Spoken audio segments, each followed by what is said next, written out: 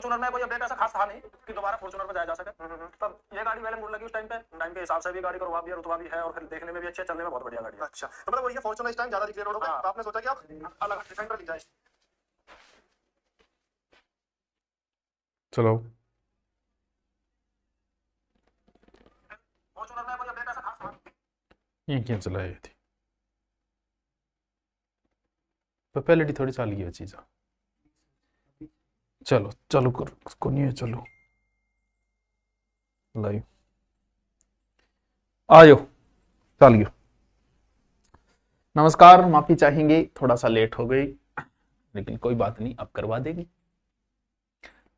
हाँ जी आ जाओ गुरु जी, आ गया सॉरी सॉरी, माफी चाहूंगा, मैं भी इतनी देर के लिए वेट कर रहा हूँ, थोड़ा सा प्रॉब्लम आ गई। आ जाओ, अब प्रॉब्लम थारी सॉल्व कर देंगा। ओ लो देखो टाबरो, I love you Guru ji, love you. ये हाल है, देखो जी हाल अच्छा है। थारी तैयारी क्या चल रही है, बात ये बताओगा। मैं ज़्यादा समय बर्बाद नहीं करूंगा क्योंकि वैसे ही लेट हो गए हो आप, तो हम अपना टॉपिक शुरू करते हैं। ये जो हमारे टॉपिक है ज्योग्राफी के, जो अब शुरू कर रखे हैं हमने, आपने और हमने दोनों ने, तो बीच में 2-3 दिन का गैप आ गया। देखो मैंने जो शुरू कर दिया है उसे लास्ट तक ले जाऊंगा मैं। ज्योग्राफी के जितने टॉपिक है, वर्ल्ड ज्योग्राफी और इंडिया ज्योग्राफी के, उनमें से मैं 70% टॉपिक आपको करवा दूंगा, पूरे की मैं गारंटी नहीं लेता। मुख्य रूप से ये टॉपिक लैब में लग रहे हैं और रीट एसएस में लगता है, ये टॉपिक सेकंड ग्रेड में लगता है, और RSSI उनमें तो लगता ही लगता है। तो वर्ल्ड ज्योग्राफी हर जगह लगती है, बड़ा इंटरेस्टिंग टॉपिक है वर्ल्ड ज्योग्राफी। आज जो हमारा टॉपिक है वो है वायु का दाब। गुरुजी वायु में भी दाब है, बिल्कुल दाब है, घणो प्रेशर है भाई जी, इतो प्रेशर है हाथ पाट दे, अगर 12 वायु नहीं आ तो बहुत प्रेशर है ठाकुर, टायर फाट दे, इसका मतलब प्रेशर तो होता है उसमें, टायर फाटा दे क्यों कई दूर तक सुने। यानी वायु दाब एवं पवन संचार आपके एक टॉपिक लगता है। वायु का धरातल पर जो दाब है वही वायु दाब है, बस topic complete. Sir Anuprati coaching योजना में आपकी कोचिंग मिली है, वेरिफिकेशन कब करवाना है? बिल्कुल मैं एक वीडियो डाल दूंगा और जल्दी ही वेरिफिकेशन करवाना है आपको, ठीक है। नए साल पे आप कहां थे बेटा? मैं अठे योग ठीक कौन गेडो। हाँ, वायु का जो दाब पड़ता है उसे ही वायु दाब कहते हैं। लिखनी को नहीं है, मैं नोट सामने दे दूंगा था। वायु दाब को नापने की इकाई, क्योंकि हर चीज को नापा जाता है। कैसे कहेंगे 2 किलो हवा गाल दे भाई मेरे टायर में, ठीक है। हाँ, नापने की इकाई जो होती है वो होती है मिली बार। क्या? मिली बार, एमबी। वायु दाब मापी का इकाई है मिली बार या पास्कल, पास्कल के रूप में भी इसे नापा जाता है, ठीक है। समुद्र तल जो है उसका औसत वायुदाब जो होता है वो 1013 औसत वायुदाब 1013 लगभग मिलीबार होता है समुद्र तल का औसत वायुदाब। ये बच्चों औसत वायुदाब है। सर पास्कल में क्या होगा? पास्कल 101.325, ये किसमें हो जाएगा? Kilo pascal. वायु का जो दाब है उसे ही वायुदाब कहा जाता है। समुद्र तल का औसत वायुदाब 1013 होता है। ये चीजें आप उतारो तो ठीक है, वरना नोट्स में दे दूंगा मैं। एक होती है समदाब रेखा, सागर तल से समान वायुदाब क्षेत्रों को मिलाने वाले को हम समदाब रेखा कहते हैं। कई बार ऐसा परिभाषा में पूछा गया, इसलिए BSTC ऑफलाइन क्लास, BSTC की बार मोको कौन दी ऑफलाइन को, ठीक है। एक होता है बेरोमीटर, नाम सुनेड़े थारो, बेरोमीटर लगभग वो नाम सुनेड़े है। क्या? बेरो को नी जो को मीटर है वो है बेरोमीटर। अब कई बार प्रश्न पूछ लेते हैं, इसे भी वायुदाब नाप लेते हैं। कई बार प्रश्न पूछ लेते हैं, जैसे बेरोमीटर का पठन जो है वो तेजी से गिरावट हो रही है, यानी इसके पठन में तेजी से गिरावट है, अचानक गिरावट, तो क्या होगा? यानी एग्जाम में प्रश्न आता है कि बेरोमीटर में अचानक से गिरावट है तो क्या होगा? बताइए क्या होगा? तूफानी मौसम होगा, मौसम शांत होगा, वर्षा होगा कि कुछ भी नहीं होगा? बताइए, आप बताइए, बताइए बताइए।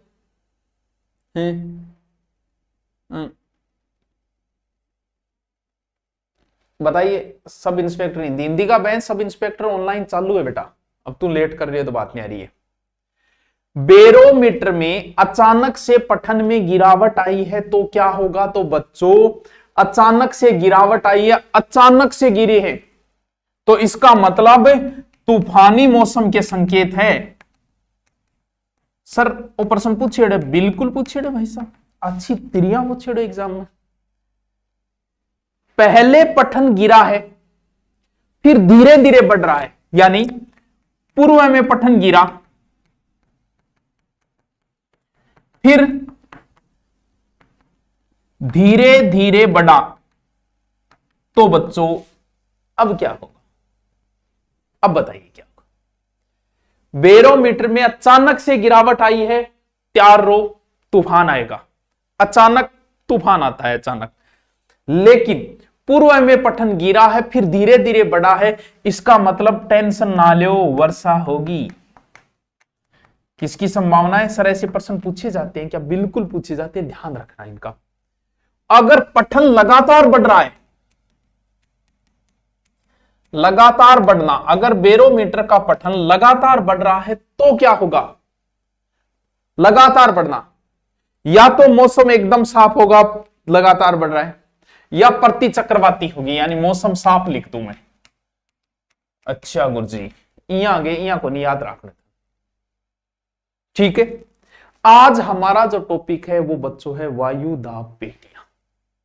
ये क्या होती है सर? ये वर्ड में पेटियां है, यानी वायु दाब पेटियां, बहुत खतरनाक टॉपिक है वायु दाब पेटियां। और इस टॉपिक को ढंग से समझ लेना, शुरुआत से समझना है आपको, तरीके से समझना है। अगर बीच में कहीं भी आप चुके तो समझ लो आप चुके, क्योंकि अगर आप चूक गए इसमें तो फिर चूक गए भाई साहब। काम की चीज है, बड़ी बड़ी इंपॉर्टेंट चीजें हैं ये। तो आप अगर इजाजत दो मुझे तो मैं अभी का अभी आपको ये टॉपिक करवा दूं। इसको समझना है शुरू से, ज्यादा माथापच्ची नहीं करनी है इस टॉपिक में।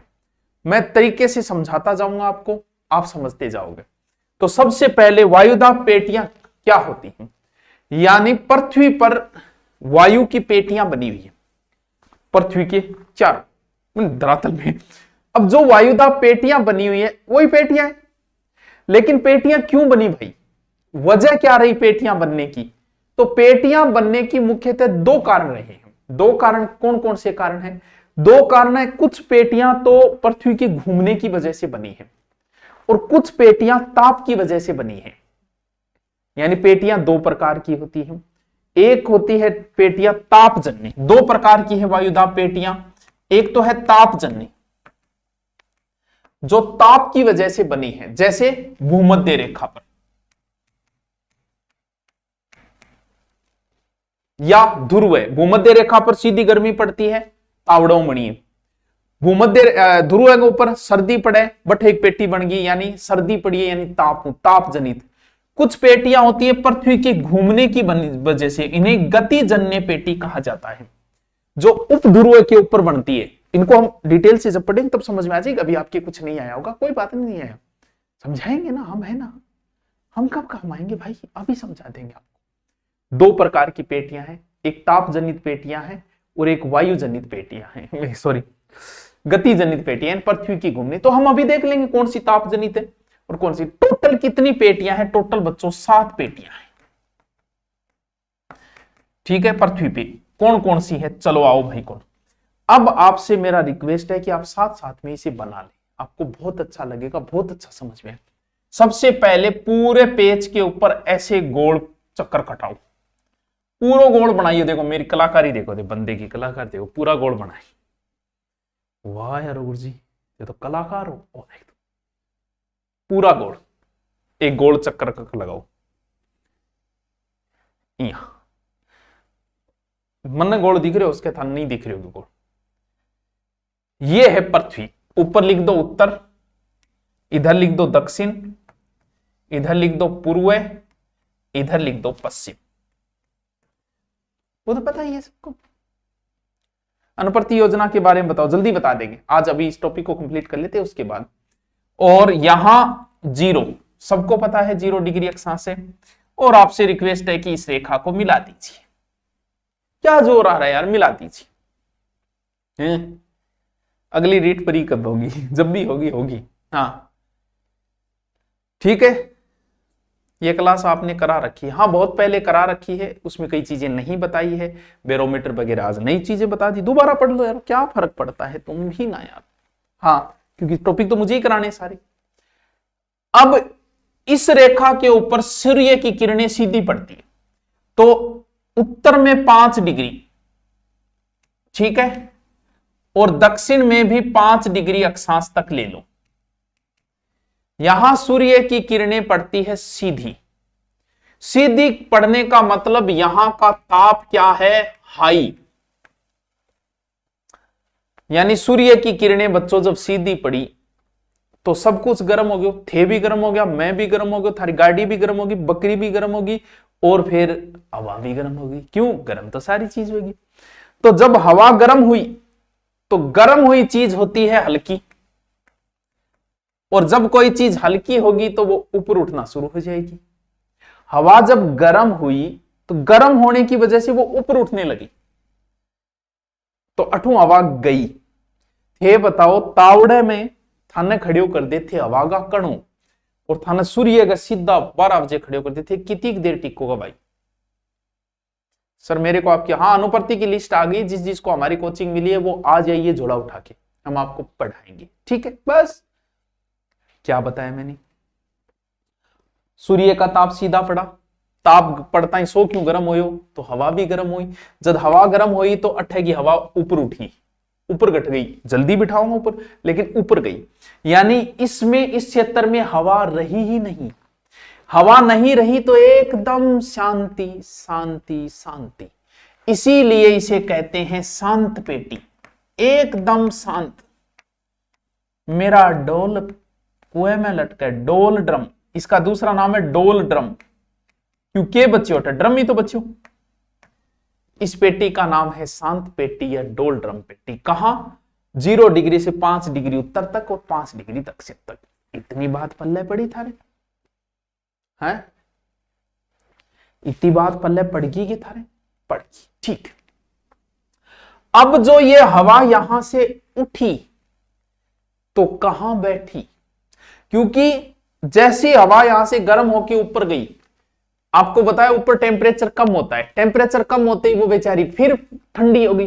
ठंडी हुई बोले बावड़ी हो पाछो नीचे उतरना पड़ेगा अपन, तो बोल पाछा आया बट कौन जाओ, तो क्यों? क्योंकि पृथ्वी घूम रही है। तो इस वजह से जो हवा ऐसे उठी ऊपर जाके बोले आप तो अपन नीचे जाना पड़ेगा।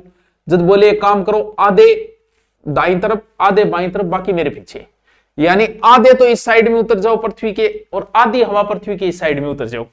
यानी जो हवा ऐसे उठी वो ऊपर ठंडी होके ऐसे पृथ्वी के घूर्णन की वजह से ऐसे नीचे उतरनी शुरू होगी। यानी यहां से जो हवाएं उठी वो आधी हवा तो यहां जाके बैठ गई। कहां? इधर। कितने डिग्री? 30 से 35 के बीच में, और आधी हवा यहां बैठ गई। कितनी? वो 30 से 35 के बीच में। 30 से 35 उत्तर और 30 से 35 दक्षिण के बीच में यह हवा उतरी। बात पर लपड़ी के, यानी यहां उतरी है। यहां कहां उतरी? यहां। यानी जब हवा नीचे उतरी है तो वायु दाब क्या होगा? सर वायु दाब ज्यादा होगा। तो क्या हो गया? उच्च वायु दाब पेटी, नाम लिखता जाइयो। ये भी क्या हो गई? उच्च साइड की हवा ऐसे उतरी तो दोनों साइड में हवा नीचे उतरी है ठंडी होके, तो दोनों में क्या बन गई? उच्च वायु दाब पेटी। अब ये क्षेत्र है उपोष्ण क्षेत्र, तो इसे उपोष्ण उच्च वायु दाब कह सकते हैं, या फिर उत्तरी अक्षांश उपोष्ण उच्च वायु दाब पेटी, दक्षिणी अक्षांश उपोष्ण उच्च वायु दाब पेटी। अब देखो टाबरू, ये समुद्र उत्तरी साइड में समुद्र कम है, उत्तर में। दक्षिण में समुद्र ज्यादा है, क्योंकि एक ऑस्ट्रेलिया देश आता है, दक्षिण अमेरिका, बाकी समुद्री समुद्र है। तो पुराने समय में व्यापारी क्या करते थे, जैसे ऑस्ट्रेलिया से इधर जा रहे समुद्री मार्ग है, और व्यापारी जब व्यापार करते थे तो साथ में सोनो है, चांदी है, आदमी है, घोड़ता है, ये अपने क्या रखते थे? जहाज में रखते थे। अब ये हवा जैसे ही नीचे बैठनी शुरू हुई तो हवा का दबाव पड़ा, दबाव पड़ा झांझ यानी झाजबा भी नीचे बैठनी शुरू हुई। जद बोले अरे मरांगा बेटी का बापू, बोल मरांगा जद आपने जहाज को वजन कब करो, बोले यार वजन में तो सोनो चांदी तो के फेंका, बोल तो बोलिया तो आदमियान फेंक दिया, अरे या फिर घोड़तान फेंक दिया, बोला घोड़तान फेंक दो। तो फिर वहां क्या हुआ, दक्षिणी साइड में यहाँ व्यापारी उन घोड़ों को नीचे फेंक देते थे दबाव बढ़ते ही, इसीलिए इन अक्षांशों का नाम है अश्व अक्षांश, जो कहां है दक्षिणी गोलार्ध में, अश्व अक्षांश, घोड़दान फेंक देता अश्व अक्षांश। इतनी बात पल्ले पड़ी की था, बताओ पड़ी कौन पड़ी थे, बताओ पड़ी कौन पड़ी। बहुत बढ़िया तरीकों समझ में आना चाहिए, बहुत अच्छा टॉपिक है। अब देखो यहां उत्तर में 60 से 65, यहां साथ साथ बनाता जाइए, नहीं बाद में गड़बड़ हो जाएगी तो बोली बात हो जाएगी। और दक्षिण में भी यहां 60 से 65, ये पृथ्वी का वो हिस्सा है जो ऐसे मुड़ता है ऊपर वाला, ऐसे गोलाई लिए 60 से 65 उत्तर में और 60 से 65 दक्षिण में। और यहां पृथ्वी का घूर्णन होता है, और घूर्णन होने की वजह से यहां की हवा ऊपर और नीचे खिसक जाती है घूर्णने की वजह से, यानी ये गति जनित पेटी है। ये कैसी है, ये ताप जनित पेटी है, शांत डोलड्रम, शांत पेटी। ये पृथ्वी के घूमने की वजह से यहां वायुदाब हो गया कम, तो क्या लिखूं इसे, ये ध्रुव है और ध्रुव से जस्ट नीचे पेटी है, तो सरपंच से जस्ट नीचे उप सरपंच, तो ध्रुव से जस्ट नीचे उप ध्रुव है, यानी इस पेटी का नाम है उप ध्रुवीय।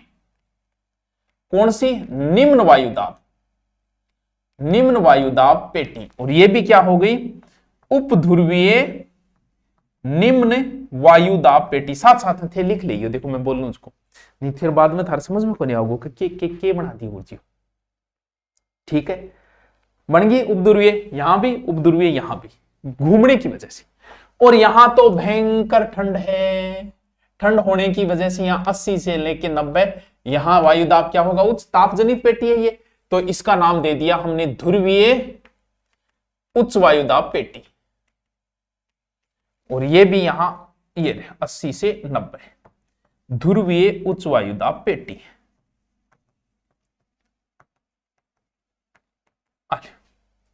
दोनों साइड में ध्रुवीय उपदाब ध्रुवीय। ए टावरो इतनी पेटी है, इतनी बात थारे समझ में आई तो बताओ, नहीं फिर आगे चलो। बहुत काम की आगे बात बहुत पड़ी है, अभी बहुत पड़ी है टावरो, अभी तो पेटी पेटी बनी है। आगे चलो बताओ। दक्षिणी राजस्थान में जय जोहार श्रीमान जी, जय जोहार भाई, जय जोहार। चलो आओ, इतना बन गया। अब एक नियम समझो, हवाएं चलती हैं, ये प्रश्न कई बार सीधा सा एग्जाम में पूछ लिया, हवाएं चलती है उच्च वायुदाब से उच्च वायुदाब की ओर, निम्न से निम्न की ओर, निम्न से उच्च की ओर, उच्च से निम्न की ओर।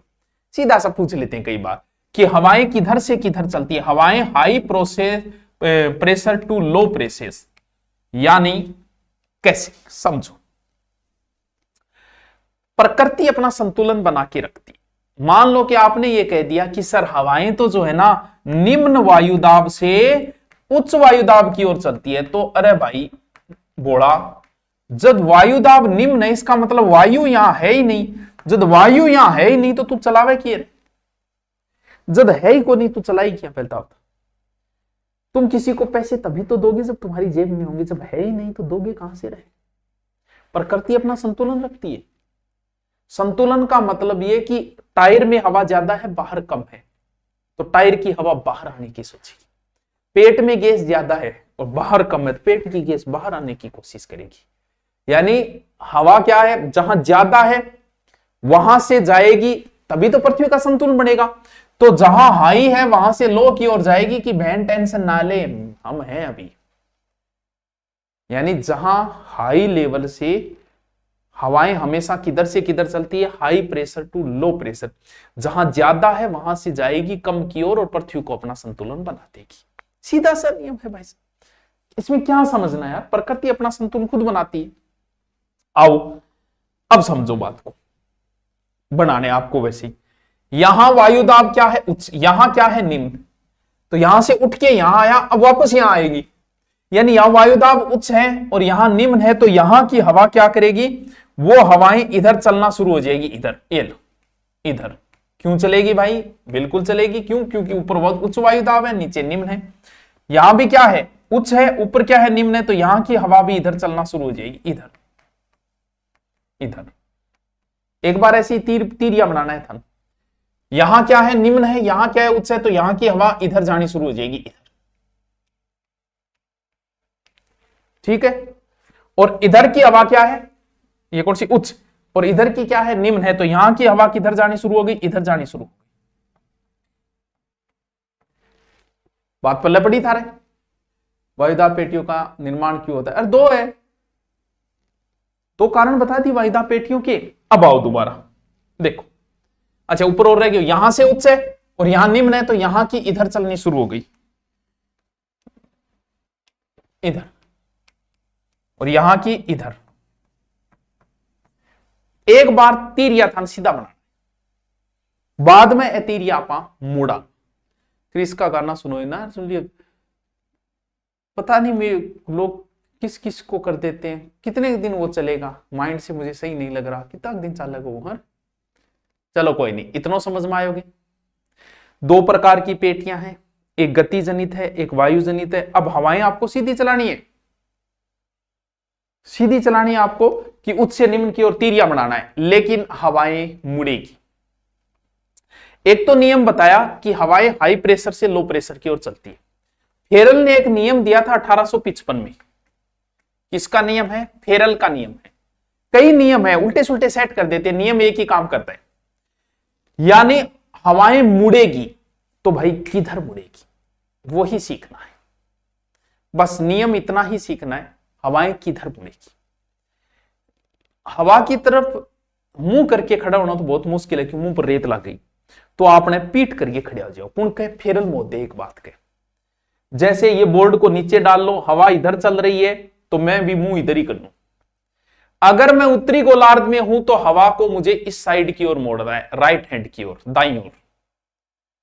टाबरू, राइट हैंड जो है ना, हम सब राइट हैंड काम लेते हैं, हम उत्तरी गोलार्ध में, बस ऐसे ही याद रखना। हवा की तरफ पीठ करके खड़े हो गए, और हवा किस ओर मोड़नी है, राइट हैंड। समझो कि दक्षिणी गोलार्ध वाले लेफ्ट हैंड काम कर रहे, उधर भी हवा की तरफ पीठ करके खड़े हो जाओ और बाईं ओर मोड़ दो। बात कौन पल्ले पड़ी। इन नियम ने 22 बेलेट नियम जो है वो थोड़ा सा चेंज कर ले, वो कहे मुंह कर लियो। अब हवा का मुंह करके इन्ने मोड़ दियो, बात एक ही है, पीठ करके इन्ने मोड़ दो, मुंह कर लियो इन्ने मोड़ दियो, भी बात तो एक ही है। तो अपने क्या है कि अब समझना है कि किधर किधर मोड़ना है। अब समझो बात में, देखो जैसे, एक मिनट, जैसे ये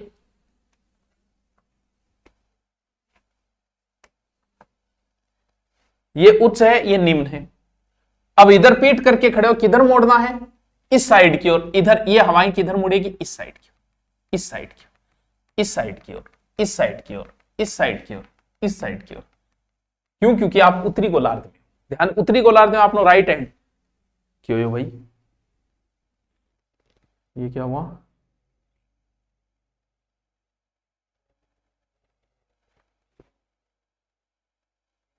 किन्ने गए टाबरो, किधर गया ये,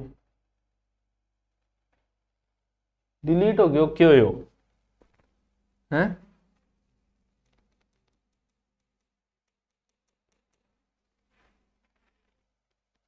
डिलीट हो गया क्या, हम तो इधर मुड़े, यहां था वो, सॉरी यार ये तो क्या हो गया, अरे ओ अरे वाह, बच गया, आज बच गया टावर। क्या बताया, पीठ करना है, उत्तरी गोलार्ध में आपका राइट हैंड काम करता है, बस इतना ही। जैसे इधर पीठ किया आपने, किधर मोड़नी है, इस साइड की ओर, इस ये हवाएं इधर मुड़ जाएगी, ये इधर, ये इधर, ये इधर। ऊपर पीठ करना है तो किधर मुड़ जाएगी, इधर, इधर, इधर। बस नियम, फेरल का नियम। नीचे वाले आओ, ऐसे पीठ करना, बाईं ओर मोड़नी है, बाईं ओर का मतलब इधर, ये लो, इधर, इधर, इधर, इधर, इधर। पीठ करो, किधर मोड़नी है, बाईं ओर, इधर, इधर, इधर, इधर, इधर, समझ गया? पीठ करो किधर मोड़नी है, इधर इधर इधर, वो आप अपने हिसाब से मोड़ लोगे। अब इन हवाओं के नाम है, ये कौन सी दिशा है, पश्चिम दिशा। ये हवा देखो किधर चल रही है, ये पश्चिम दिशा की ओर जा रही है, इसीलिए इन पवनों का नाम है पछुआ पवन। तो कई बार पूछ लेते हैं कि उत्तरी गोलार्ध में पछुआ पवनों की दिशाएं क्या होती है। अब आप रट नहीं सकते, अब आपकी समझ काम आएगी, क्यों कितना रटोगे आप। उत्तरी गोलार्ध में पछुआ पवनों की दिशा क्या होती है, तो किधर पछुआ पवनों की दिशा क्या हो गई, उत्तर पश्चिम से उत्तर पूर्व की ओर। इधर भी क्या नाम होगा इनका, इधर भी देखो ये पश्चिम साइड से ये, तो क्या नाम हो जाएगा, इधर भी पछुआ। तो दक्षिणी गोलार्ध में पछुआ पवनों की दिशा क्या होगी। जितना भी व्यापार होता है बच्चों वो इस एरिया में होता है व्यापार, क्योंकि ऊपर तो फिर कोई मतलब ही नहीं। तो इन पवनों का नाम है व्यापारिक पवने। क्यों, क्योंकि व्यापार ना आसान कर दे, बिनु कोई जहाज आ रही है हवा धक्को मार के ले जाएगी, ये भी क्या हो गया, व्यापारिक। तो उत्तरी गोलार्ध में व्यापारिक पवनों की दिशा क्या होती है, तो ध्यान होना चाहिए कि उत्तर पूर्व से दक्षिण पश्चिम की ओर। दक्षिणी में क्या होगी वो आप, ये चीजें समझने वाली है, रटने वाली नहीं है बच्चों। अब क्या होती है, ऊपर तो स्थल मार्ग आ जाता है, कहता नहीं पुराने टाइम में आंधी बहुत आती, आजकल क्यों कोनिया। इसका कारण है क्योंकि पुराने टाइम में दूर दूर तक कोई घर गांव नहीं होते थे, तो आंधी की स्पीड हो जाती थी। आजकल बीच में क्या आता है, स्टॉपेज आता है, गांव आ जाता है, तो आंधी की स्पीड कम हो जाती है। तो यहां क्या समुद्री मार्ग है, और ये जब हवाएं चलती है तो इतनी भयंकर आती है, यहां 40, 50 और 60 अक्षांश पर, 40 डिग्री अक्षांश, 50 डिग्री अक्षांश, 60 डिग्री, इतनी भयंकर होती है कि इनके नाम निकाल दिए। बोले ये क्या है, गरजती 40, प्रचंड 50, चीखती 60, भयंकर स्पीड हो जाती है, इसलिए नाम है इनका गरजती 40, प्रचंड 50। कहां, दक्षिणी गोलार्ध। ये आज का टॉपिक था बच्चों, इसकी अभी आपको पीडीएफ टेलीग्राम पे डाल दी जाएगी।